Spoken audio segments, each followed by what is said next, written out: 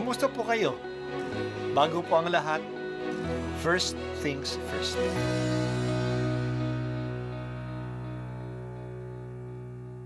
Good morning po. Sinisimulan po natin ngayon ang first things first. At dito po, tinatalakay natin sa unang bahagi ng umaga natin ay ang first readings na binabasa po sa banal na misa. Ito pong tinatalakay natin kasi madalas po kasi marami na tayong alam tungkol sa gospel readings. Pero konti po ang nagsasalita sa first readings. Pero ang first readings, bahagi din po yan ng Biblia, ng banal na kasulatan. Kaya susubaybayan po natin ang mga first readings, basahin po natin at kuminsan kailangan ng basahin ng 2 o 3 beses bago maintindihan kasi hindi po tayo familiar sa mga istorya at sa mga kaisipan na tinatalakay dito. Ang pagbasa mula sa mga gawa ng mga apostol. Noong mga araw na iyon, sinabi ni Esteban sa mga tao, sa matatanda at sa mga eskriba, "Napakatigas ng ulo ninyo. Di pa nagbabago ang inyong kalooban. Ayaw ninyong dinggin ang katotohanan. Kung ano ang ginawa ng inyong mga magulang, iyon din ang ginawa ninyo. Lumalaban kayong lagi sa Espiritu Santo. Sinong propeta ang hindi pinag-uusig ng inyong mga ninuno? Pinatay nila ang mga humula sa pagparito ng matuwid na inyo namang ipinagkanulo at ipinapatay. Tumanggap kayo ng kautosang ibinigay ng Diyos sa pamamagitan ng mga anghel, ngunit hindi ninyo tinatalima iyon." Nang marinig ito ng mga bumubuo ng Sanhedrin, sila'y nagngalit dahil sa matinding galit kay Esteban.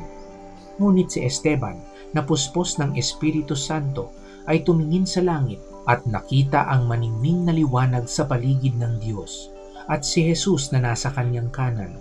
Bukas ang kalangitan, sabi niya, "At nakikita ko ang anak ng tao na nasa kanan ng Diyos." Tinakpan nila ang kanilang tainga at nagsigawan. Pagkatapos, sabay-sabay silang dumaluhong sa kanya. Kinaladkad nila si Esteban hanggang sa labas ng lungsod upang batuhin. Hinubad ng mga saksi ang kanilang mga kasuotan at iniwan sa isang binatang nagngangalang Saulo. At pinagbabato nila si Esteban. Nananalangin naman ng ganito, "Panginoong Yesus, tanggapin mo ang aking espiritu." Lumuhod si Esteban at sumigaw ng malakas, "Panginoon, huwag mo na po silang panagutin sa kasalanang ito." At pagkasabi nito, siya'y namatay. Kasang-ayon si Saulo sa pagkapatay kay Esteban. Ang salita ng Diyos. Salamat sa Diyos. Nag-iisa lang si Esteban sa gitna ng Sanhedrin, pero matapang siya. Sa halip na siya ay ang inaakusahan, siya ang nag-akusa sa kanyang mga leaders. Tulad ng dating mga leaders ng bayan, sila ay matigas din ang ulo. Hindi sila nakikinig sa mga pinadala ng Diyos.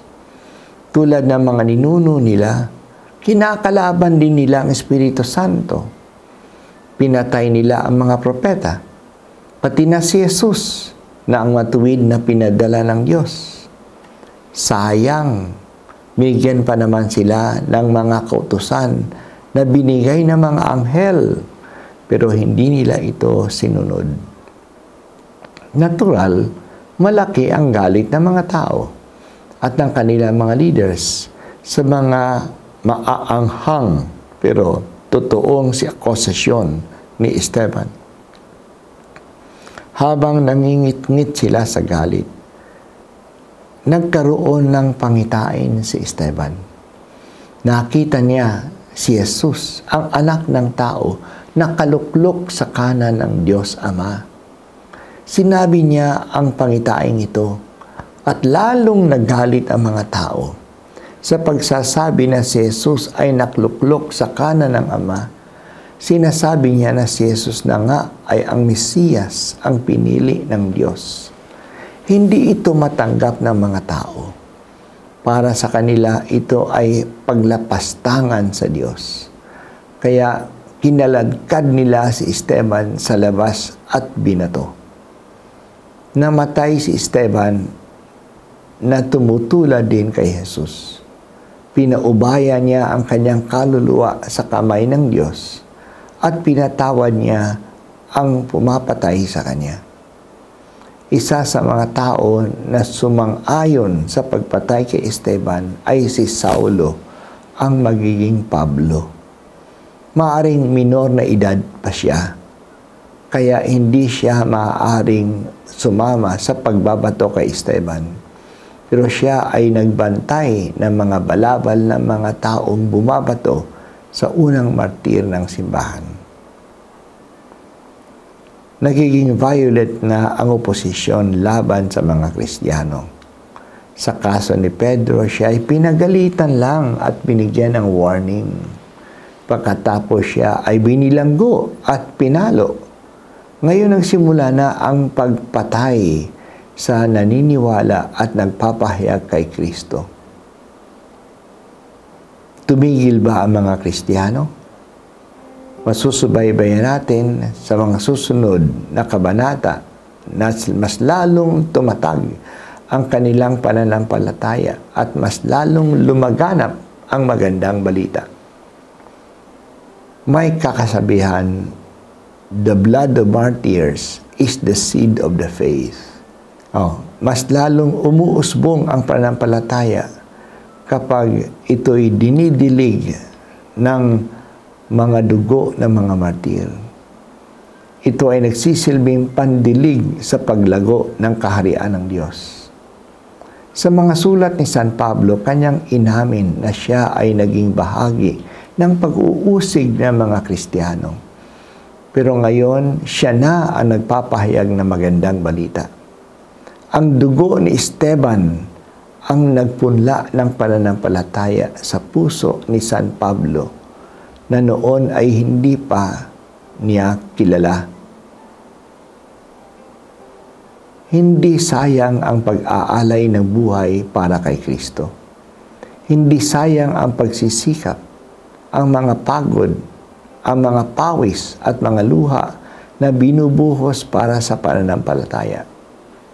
Ang ating pananalig sa Diyos ngayon ay galing sa mga pagsisikap at dugo ng mga nauna sa atin. Ipinagdiwang pa lang natin ang 500 years ng ating pananampalataya noong 2021. Sa loob ng 500 years, binuhos ang mga dugo, mga pawis at mga luha ng mga nauna sa atin. Kaya tumatag at nagkaugat ang pananampalataya sa atin. Pasalamatan natin ang mga ninuno natin na nagpunla ng pananalig at pagmamahal sa Diyos sa ating bayan. Salamat o Diyos sa mga naunang saksi ng pananampalataya. Kapag kami na nagkaroon ng kahirapan sa pagsasabuhay ng mga aral ni Kristo, ipaalaala mo sa amin ang mga martir na noon at hanggang ngayon ay nananindigan para kay Kristo at sa kanyang mga aral.